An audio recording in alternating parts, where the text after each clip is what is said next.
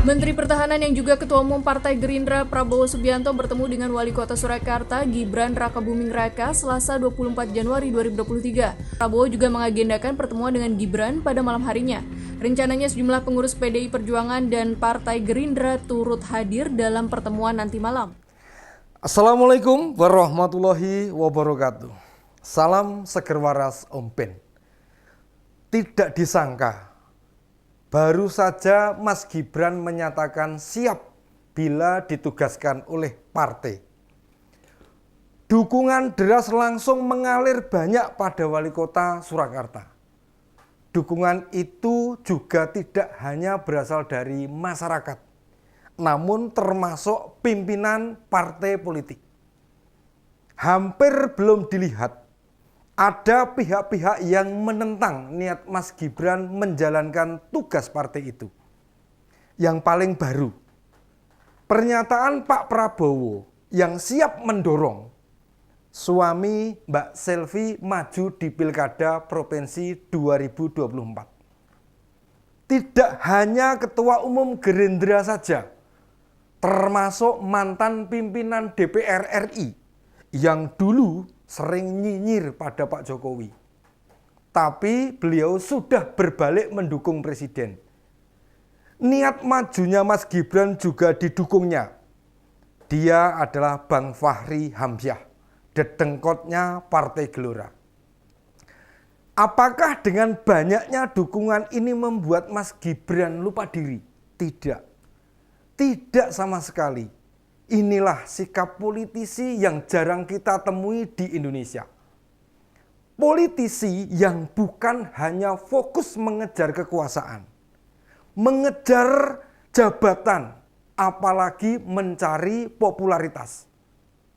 Meski bisa dianggap masih bau kencur untuk urusan politik, tapi siapa yang bisa membantah apa yang sudah dilakukan Mas Gibran berdampak besar bagi masyarakat Solo.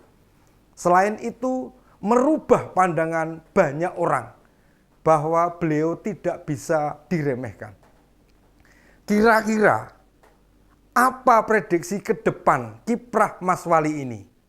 Tetap bertahan di Solo? Menggantikan Pak Ganjar di Jawa Tengah? Atau menggantikan Pak Anies menjadi gubernur ibu kota yang baik? Mari merelaksasi otak bersama Om Pen, Opini dan Penny hari ini.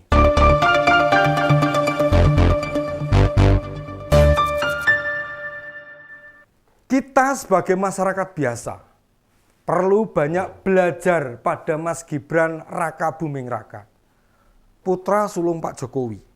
Dulu tahun 2000-an, awal barangkali menganggap keluarga Pak Jokowi, ya keluarga pengusaha saja. Tidak punya model kepemimpinan bagi Indonesia. Ternyata di keluarga orang yang tidak mengalir darah politik praktis, kita menangkap banyak keteladanan. Rasanya bukan hanya ucapan terima kasih yang pantas kita haturkan, melainkan juga mengingat kebaikan-kebaikan mereka. Awalnya anggapan secara umum, Mas Gibran itu sosok pendiam. Lebih pendiam dibandingkan dengan bapaknya. Tapi sewaktu jadi wali kota, memang banyak bekerja, tidak banyak berbicara. Hal-hal yang dilakukan di Solo sangat berarti. Bukan hanya bagi masyarakat Solo, tapi juga bangsa Indonesia. Wajar saja jika banyak tokoh nasional langsung menyambut baik kesiapan wali kota Solo untuk menjadi gubernur.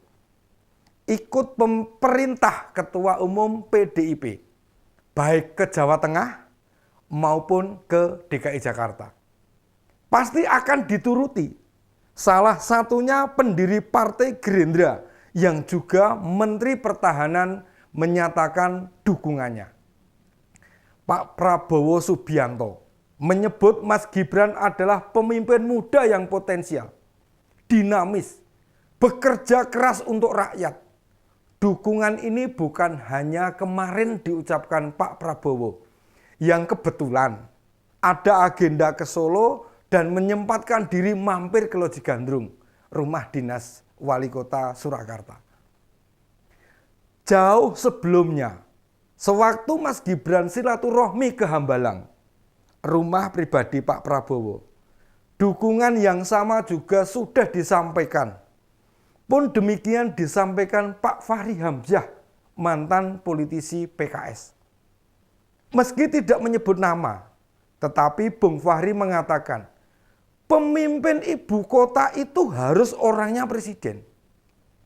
Artinya orangnya presiden tidak harus anaknya, melainkan yang sevisi, yang segagasan, yang seide, dan mampu menerjemahkan harapan presiden bagi tata kelola ibu kota. Sebab wajah ibu kota itu wajah fisik sebuah negara. Wajah ibu kota akan dilihat pertama kali oleh para petinggi negara lain yang kebetulan datang, mampir, maupun dilihat oleh dunia. Mungkin Bung Fachri melihat ibu kota Jakarta dikelola oleh Pak Anies malah awut-awutan. Pemimpin ibu kota mendampingi presiden untuk mengamankan kantor-kantor pemerintahan pusat, kenyamanan pejabat-pejabat pusat, tamu-tamu negara, dan seluruh situasi yang diperlukan para pejabat di tingkat pusat. Terutama untuk mengambil keputusan secara tenang. Itu tugas pemimpin ibu kota. Faktanya, selama kepemimpinan Pak Anies Baswedan, Jakarta tidak mencapai progres menuju kota dunia yang manusiawi, melainkan stagnan, tidak terjadi progres signifikan. Upaya mengurangi banjir dengan mengerjakan sodetan Kali Ciliwung malah diabaikan. Akibatnya apa? Akibatnya problem banjir bertambah parah. Kembali ke soal dukungan pada Mas Gibran. Suara Gerindra tidak hanya dilontarkan Pak Prabowo saja. Wakil Ketua Umum Partai Gerindra, Budi Satrio Jiwandono, menyerahkan keputusan arena kontestasi pada Mas Gibran sendiri. Sementara Ketua Harian DPP Partai Gerindra, Sufmi Dasko Ahmad, mengatakan bersedia menunggu hasil konsultasi wali kota ke Ketua Umum DPP PDIP, di mana ditempatkan dan Gerindra siap mengusung untuk memenangkan Pilkada 2024 mendatang. Dukungan Gerindra ini bukan hanya ditujukan ke wali kota Solo semata, namun juga kepada adiknya, Mas Kaisang Pangarep, yang dikabarkan juga berniat ikut dalam kehidupan dunia politik. Meski masih muda, jelas apakah ke eksekutif maupun ke legislatif. Banyak parpol membuka diri untuk menyambut Mas Kaisang. Berbagai partai politik mencoba menawarkan diri untuk menerima Mas Kaisang. PDIP tidak banyak bersuara soal ini karena mereka tahu kemana Mas Kaisang akan berlabuh.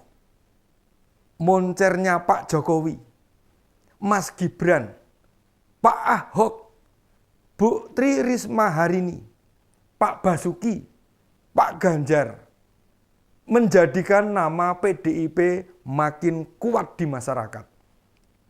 Sulit rasanya Mas Kaisang akan memilih partai lain. Sebagai pelabuhan karir, dia akan berkaca pada bapak dan kakaknya yang menikmati berbagai proses serta keberhasilan yang diberikan oleh PDIP. Walaupun belum punya pengalaman berpolitik, kayaknya banyak parpol yang berkeyakinan kualitas kepribadian Mas Kaisang tidak akan berbeda jauh dengan Pak Jokowi dan Mas Gibran. Kita lihat bahwa titik tolak keluarga Pak Jokowi berpolitik itu ingin banyak memberi arti pada masyarakat. Dengan kehadiran Mas Kaisang, suasana politik ke depan melaju ke arah optimisme. Harapan bahwa Indonesia sebenarnya bisa lebih baik dibandingkan negara yang lain terlihat bakal menjadi kenyataan ini. Dulu, jika kita menyimak politik Indonesia seperti tidak punya masa depan, kita sulit sekali menemukan keteladanan politisi. Bahkan bila bisa disebut, tidak akan lebih banyak dari jumlah jari tangan kita. Mari kita dukung orang-orang baik berpolitik, agar di masa mendatang sudah tidak ada lagi yang berpendapat bahwa politik itu kotor, politik itu jahat, politik itu kejam.